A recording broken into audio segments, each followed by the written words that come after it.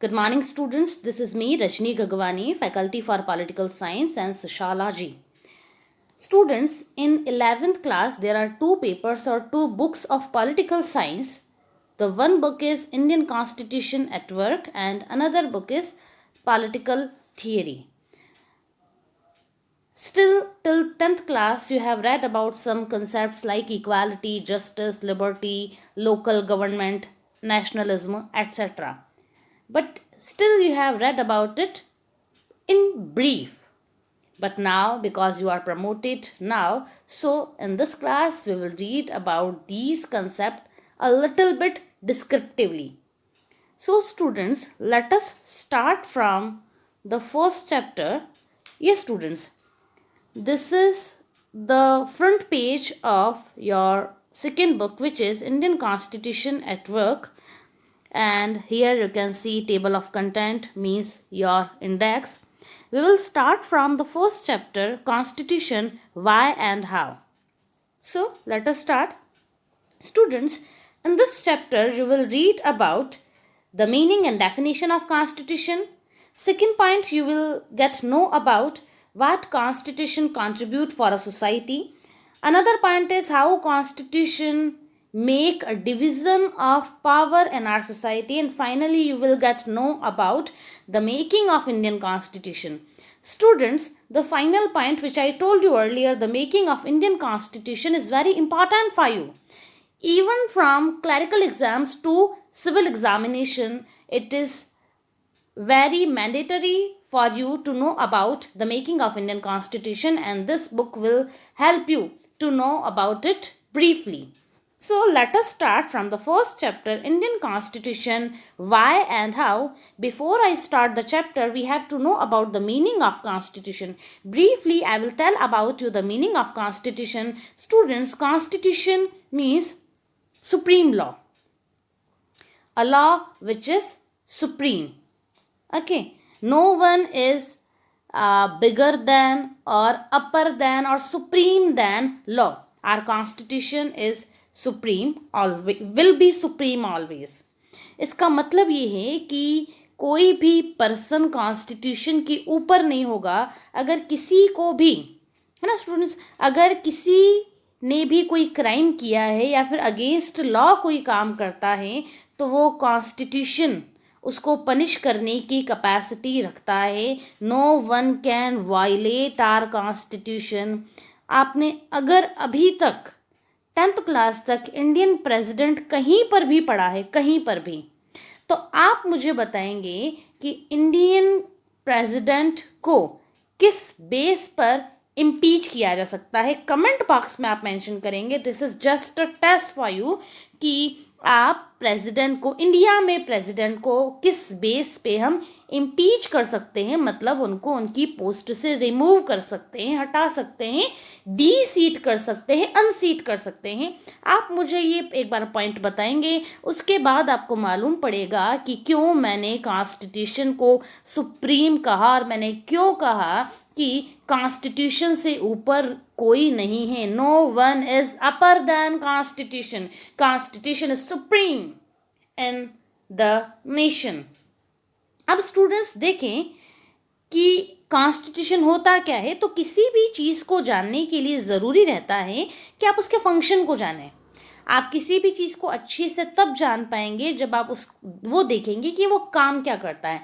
Just an example, अगर मैं आपसे पूछूं कि डॉक्टर कौन होता है, हु इज़ अ डॉक्टर, तो आप मुझे कुछ कैरेक्टरिस्टिक्स लिस्ट करवा देंगे कि जो ये करता है, जो डॉक्टर के फंक्शंस आप मुझे बता देंगे और आप कहेंगे कि जो ये सारे फंक्शंस को प्ले करता है वो डॉक्टर होता है.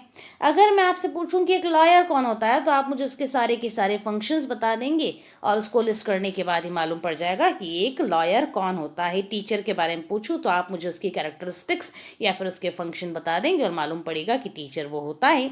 वैसे ही अगर अपन कॉन्स्टिट्यूशन के बारे में जाने कि कॉन्स्टिट्यूशन क्या होता है तो उसके लिए रिक्वायर्ड है कि हम उसके फंक्शंस को जानें. और इसके साथ ही साथ हम लोग ये भी देखेंगे इस स्लाइड में कि why do we need constitution. Constitution की बात तो की, that constitution means a supreme law, लेकिन why we need this supreme law. अगर इसकी absence रहती है तो क्या होगा, क्या मेजर डिफरेंसेस क्रिएट हो सकते हैं इसकी absence में. So we will discuss about it one by one.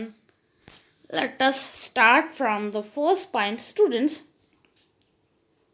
अगर कॉन्स्टिट्यूशन के फंक्शन क्या हैं, सबसे पहला इमेजिन करो, एक हाइपोथेटिकली अपन सोसाइटी में चलते हैं. ईच एंड एवरी सोसाइटी में कुछ कैरेक्टरिस्टिक्स होती हैं ग्रुप्स की. सबसे पहला वेरिएशन होगा. वेरिएशन होने के बाद जितने भी ग्रुप्स होंगे उन सारे के सारे ग्रुप्स की बहुत तरह की उनमें डाइवर्सिटी होती है. दैट डाइवर्सिटी में भी रिलीजियस, कुछ हिंदू, कुछ मुस्लिम, कुछ क्रिश्चियंस होंगे.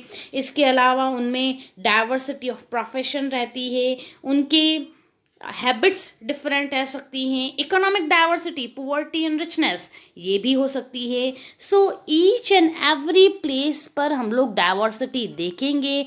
होमोजिनिटी मतलब सेमनेस, वो आपको बहुत कम देखने को मिलती है. और जिसने जहाँ जहाँ पर होमोजिनिटी एस्टैब्लिश करने की कोशिश की है, वहाँ के कंसिक्वेंसेस आप अगर देखें, हिस्ट्री में पढ़कर देखें, तो वो उसके कॉन्सिक्वेंसेस आपको वर्स दिखेंगे. यू कैन टेक और you can remember the example of Hitler. Hitler ने होमोजिनिटी मीन्स सेमनेस एस्टैब्लिश करने की कोशिश की थी जर्मनी में, और एथनिक क्लिनजिंग करना स्टार्ट कर दी थी कि German Aryans will be there only. और ज्यूइश का उसने असासिनेशन करना स्टार्ट कर दिया था, मर्डर करना स्टार्ट कर दिया था. और उसका रिजल्ट क्या रहा? The result was Second World War and suicide by Hitler and his family as well. तो उसके रिजल्ट रहते हैं.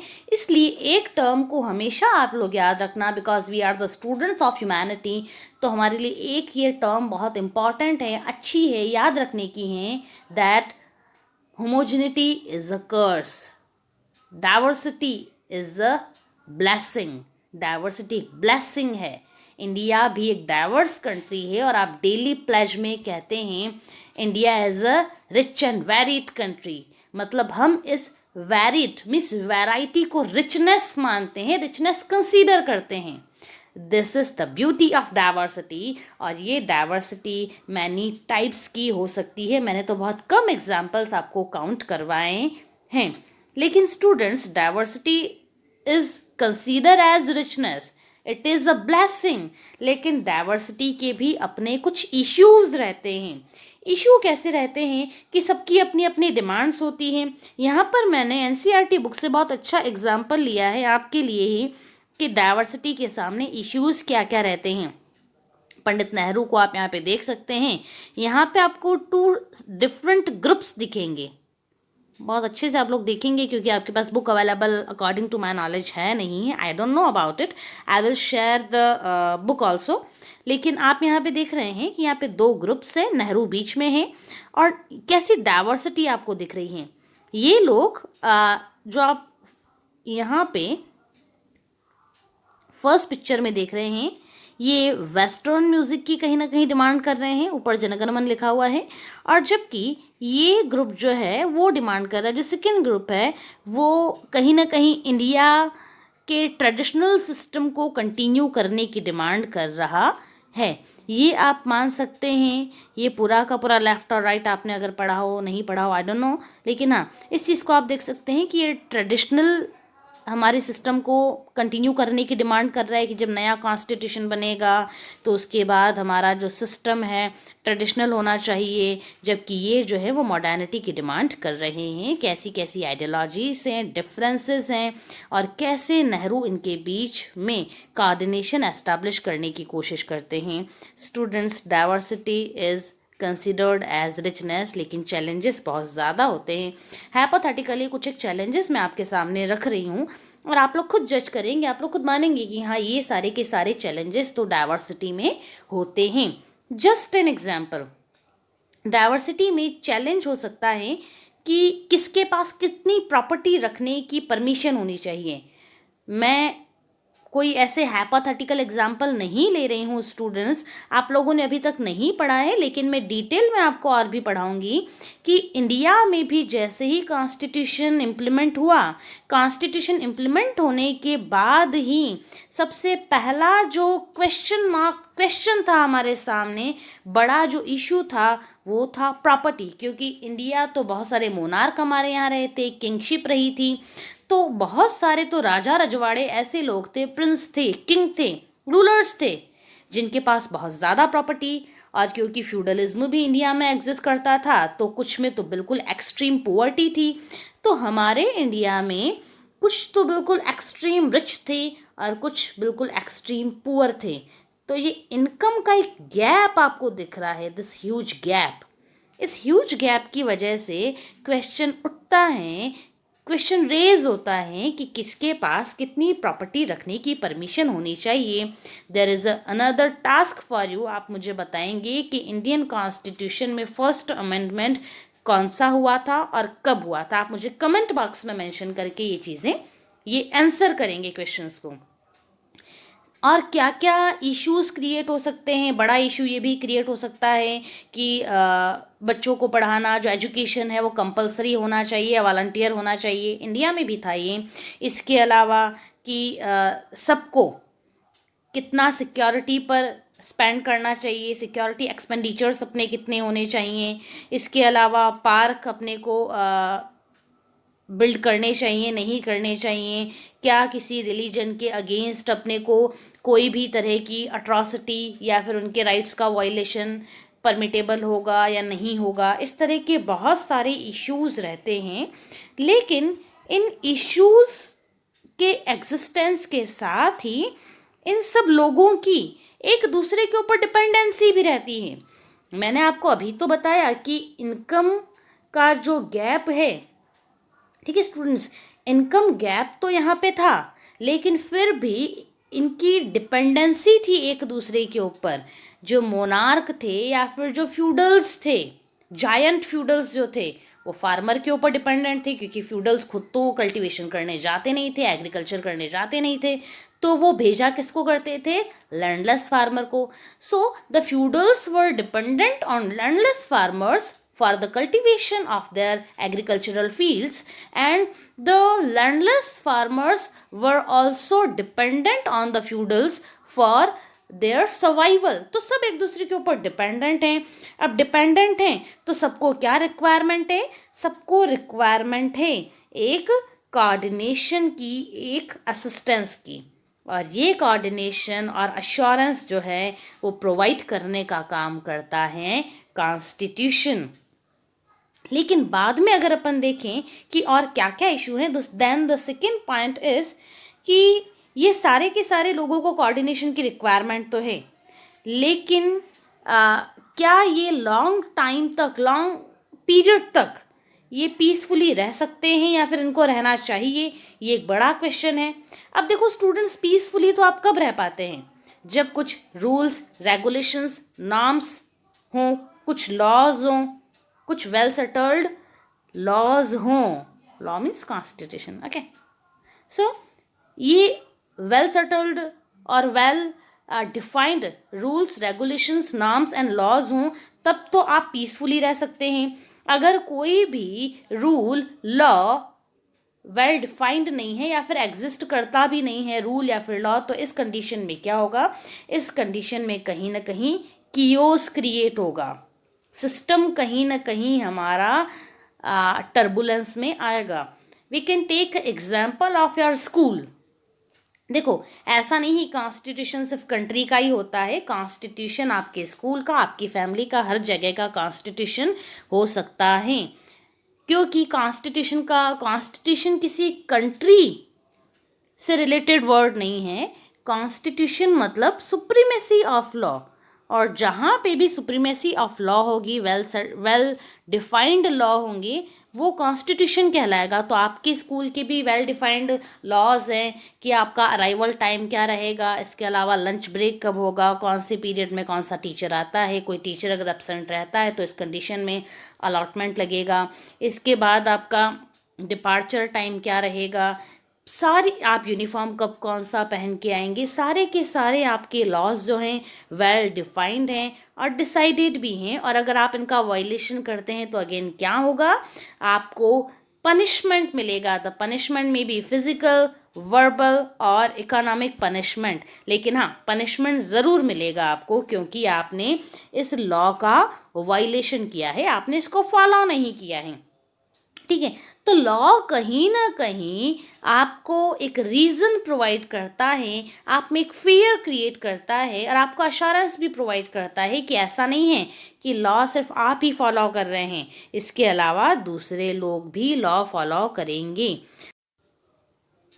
और यही अश्योरेंस ऑफ लॉ दूसरे लोगों को भी मोटिवेट करता है कि वो भी उस लॉ को फॉलो करें।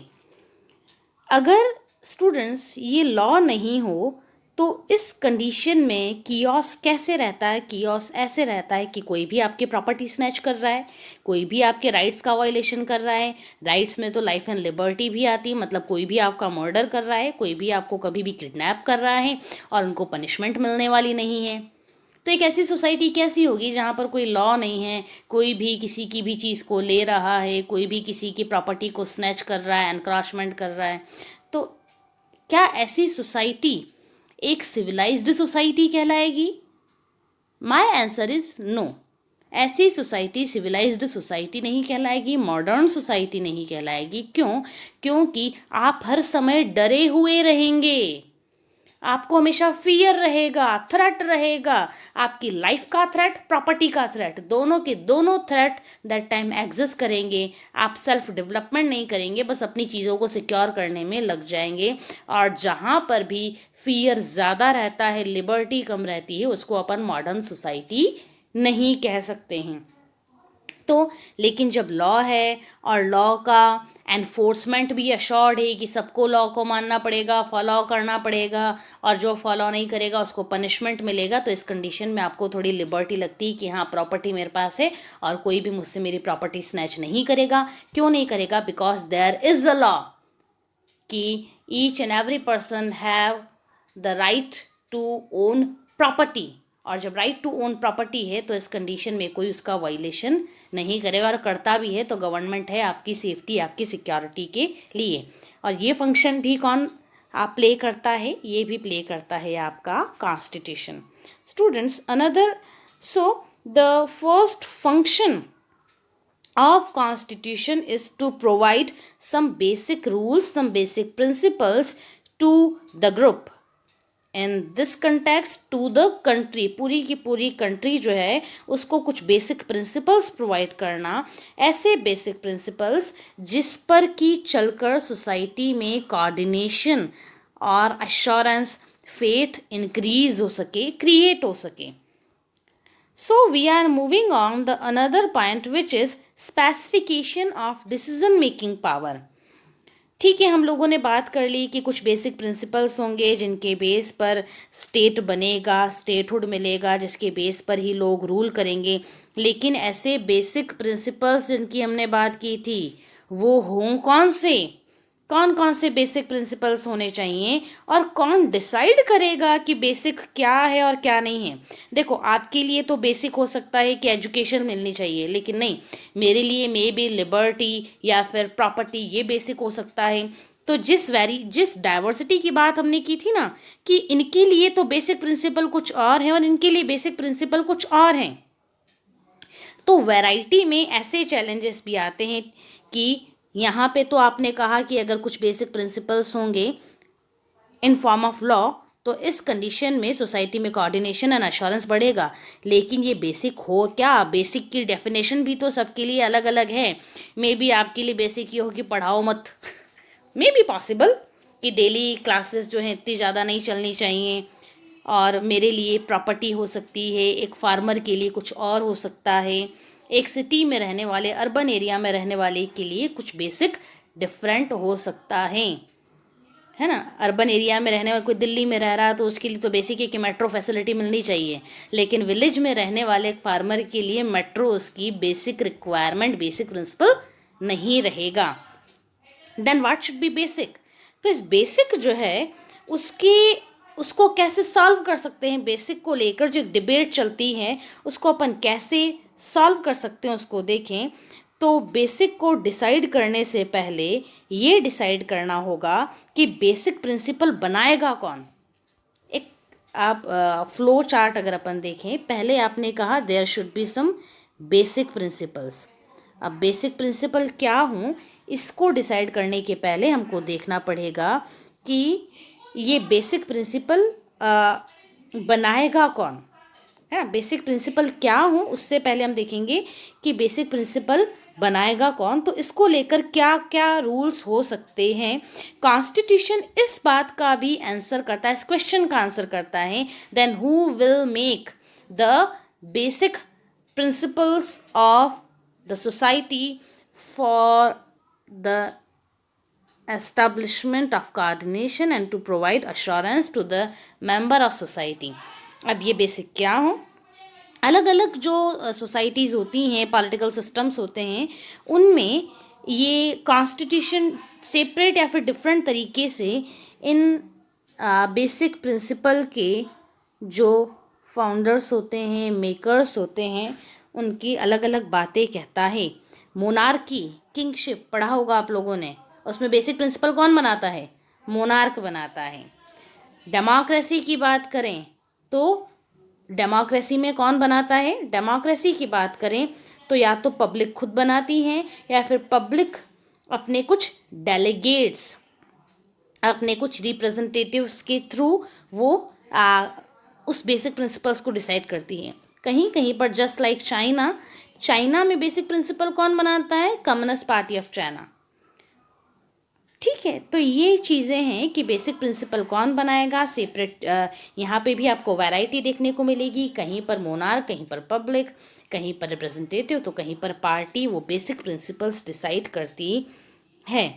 अब आगे एक क्वेश्चन ये आता है कि मान लो पब्लिक, इंडिया का एग्जाम अगर अपन बहुत आइडियल एग्जाम्पल लें कि कहीं पर पब्लिक उन बेसिक प्रिंसिपल्स को डिसाइड करती है, तो पब्लिक वो डिसीजन कैसे ले। अब ये भी तो क्वेश्चन है बहुत बड़ा कि आपने एक बार तो कह दिया that public will make the basic principles for coordination and assurance for the member of society.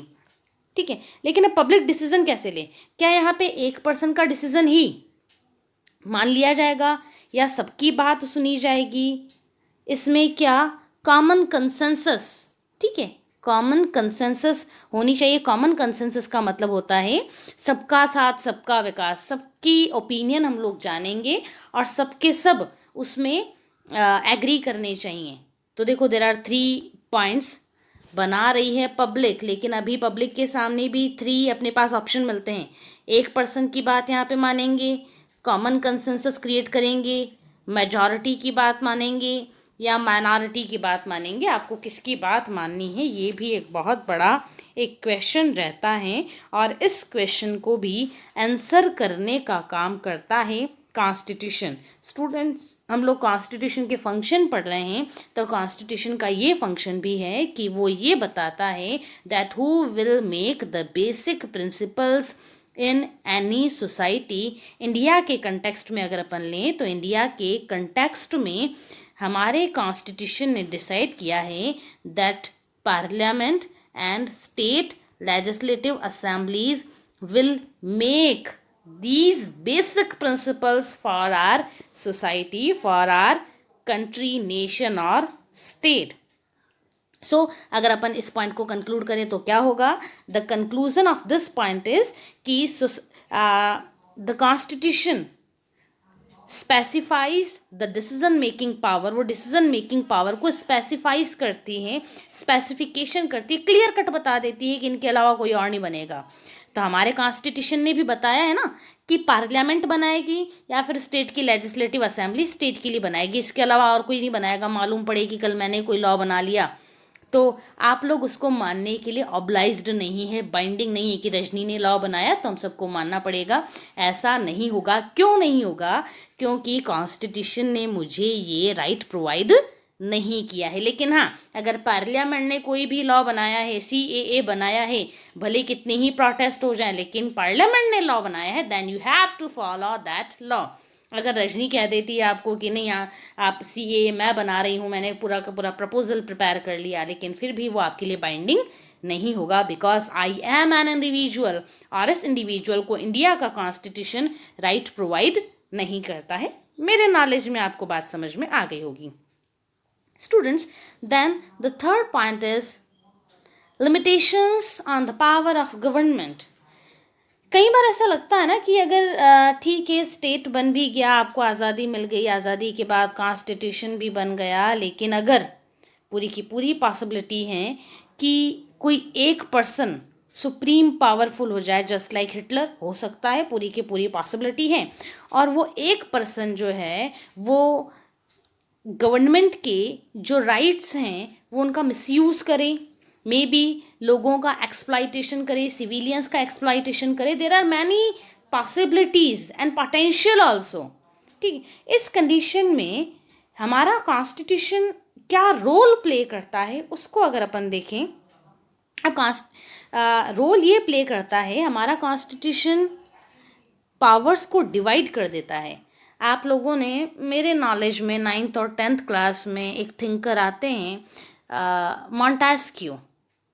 आपने इन डिटेल तो शायद नहीं पढ़ा होगा इनको, लेकिन हाँ, मॉन्टेस्क्यू की आपने the spirit of the loss, separation of power, ये कंसेप्ट पढ़ा होगा। मॉन्टेस्क्यू का जो कंसेप्ट था उसमें ये था कि there are 3 organs of government, ठीक है, legislature, executive and judiciary. There are 3 organs of government और एलिमेंट्स ऑफ गवर्नमेंट। मॉन्टेस्क्यू कहता है दीज 3 एलिमेंट्स और ऑर्गन्स विल बी सेपरेट, इनके पास अपनी अपनी पावर्स होगी, and they will enjoy their power और they will work according to their power, and no one will intervene in each others function. सब अपने अपने काम करेंगे, कोई भी दूसरे किसी के फंक्शंस में, दूसरे किसी के भी जुरिस्डिक्शन में, जिस जो आपका काम करने का जो एरिया रहता है ना, उसका एक स्पेसिफिक टर्म है जुरिस्डिक्शन।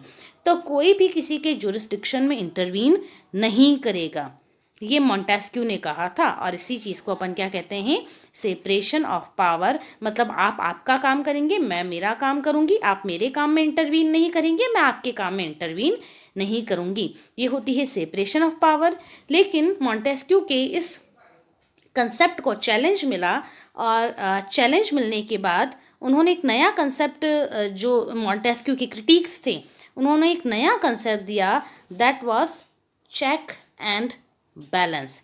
चेक एंड बैलेंस का मतलब होता है कि हम लोग means legislature, executive and judiciary तीनों अपना अपना काम करेंगी, एक दूसरे के काम में वो इंटरवीन नहीं करेंगी। लेकिन हाँ, अगर कोई भी एक एलिमेंट, एक ऑर्गन ऑफ गवर्नमेंट सुप्रीम होने की कोशिश करता है, दोनों मतलब रेस्ट ऑफ 2 को ये सुपरसीड करते हुए खुद आगे बढ़ने की कोशिश करता है और अपने आप को सुप्रीम करने की अगर वो कोशिश करता है, तो इस कंडीशन में रेस्ट ऑफ 2 ऑर्गन्स जो हैं वो इस पे चेक रखेंगे और इसकी पावर्स को अगेन वो लिमिटाइज करेंगे।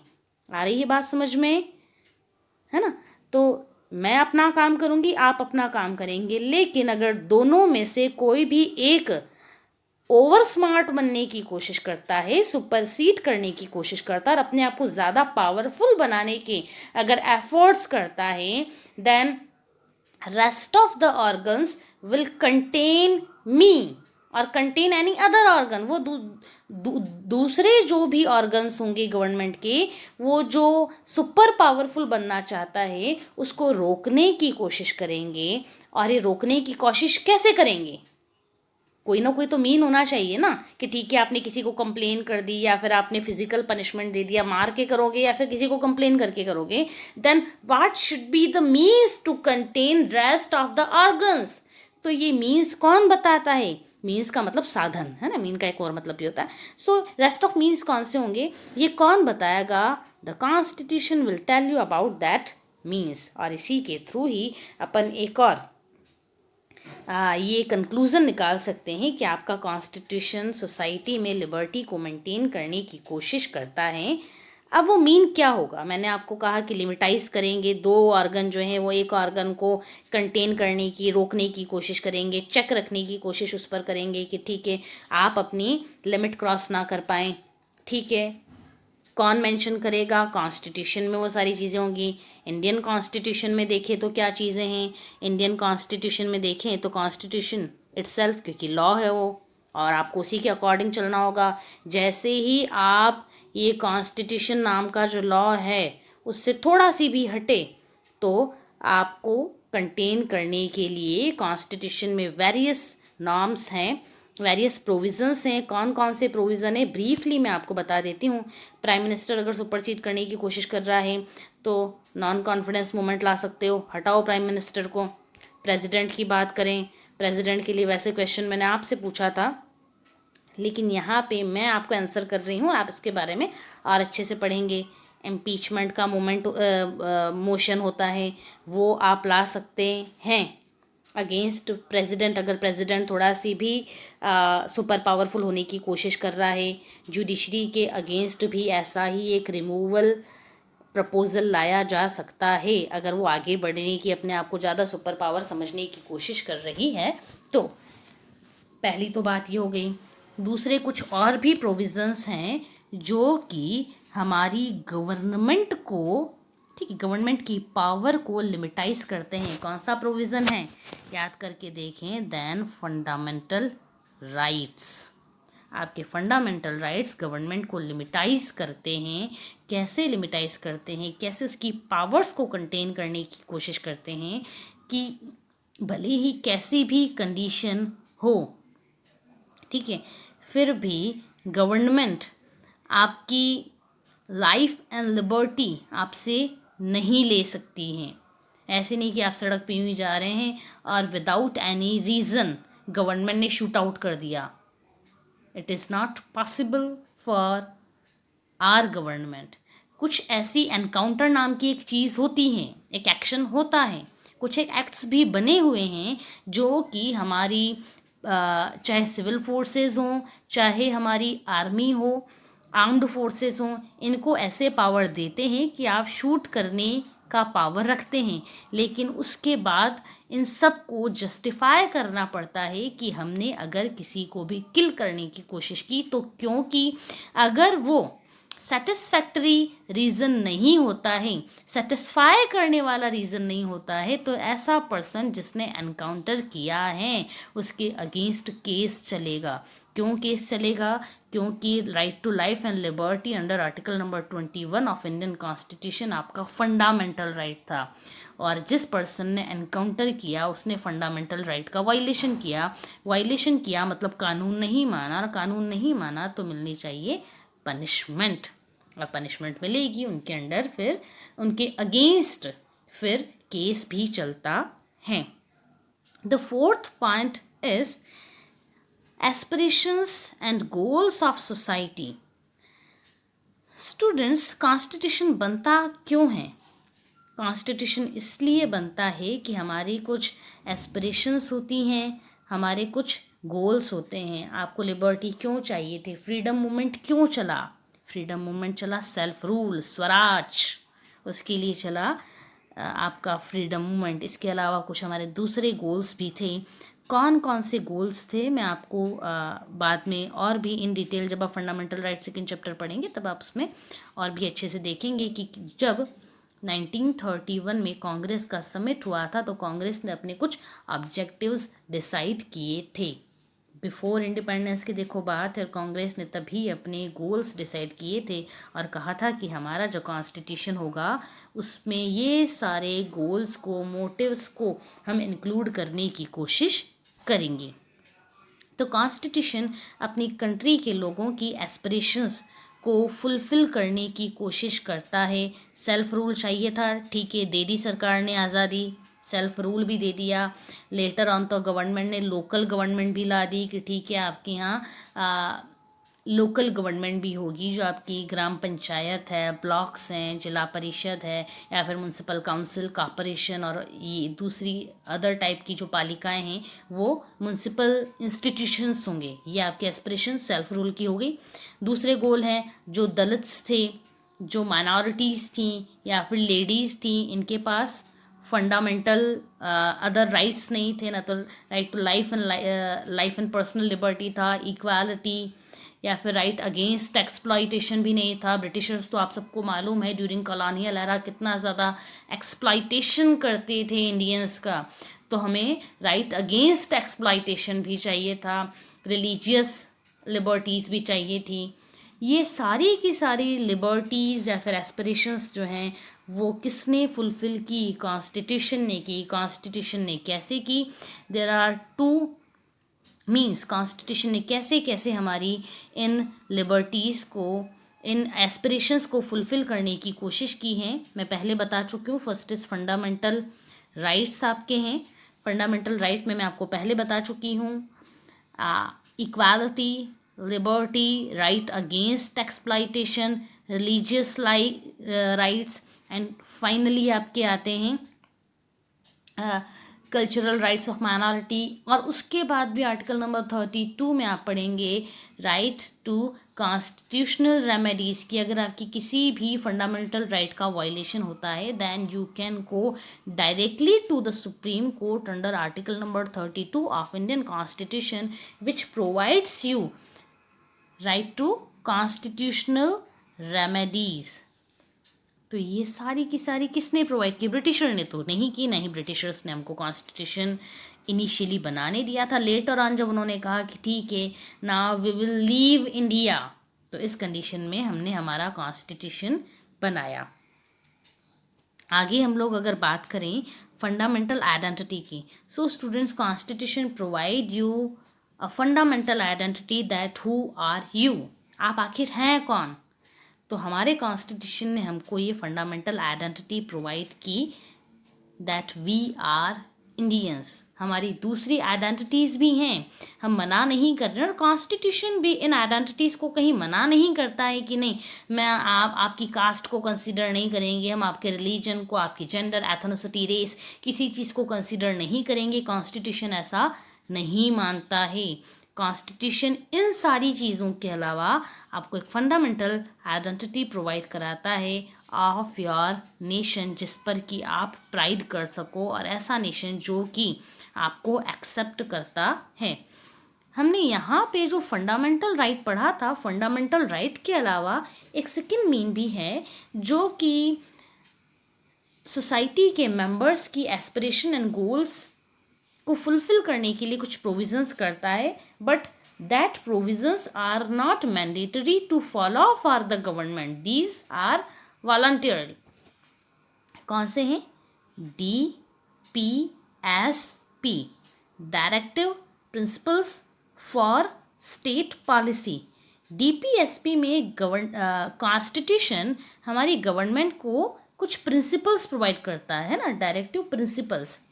ये प्रिंसिपल्स प्रोवाइड करता है कि गवर्नमेंट जब भी कोई लॉ रूल बनाए तो इस कंडीशन में गवर्नमेंट को कुछ बेसिक प्रोविजंस को ध्यान में रखना चाहिए।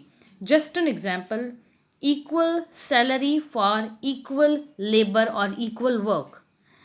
अनदर इज गांधी जी ने भी जो एक बात कही थी सेल्फ रूल की, ग्राम पंचायत की, वो ग्राम पंचायत का प्रोविज़न किस में है? वो ग्राम पंचायत का प्रोविज़न हमने DPSP से इंस्पायर होकर ही कॉन्स्टिट्यूशनल अमेंडमेंट किया था, 73rd and 74th amendment of Indian constitution in 1992 and 1993। तो ये DPSP जो है उसके बारे में आप थोड़ा सी पढ़ें और कमेंट बॉक्स में मेंशन करें कि आपने क्या पढ़ा है। Students, this is the first part of this chapter. In next chapter we will discuss about another things also. So this is Rajni Gagwani signing off. Thank you so much.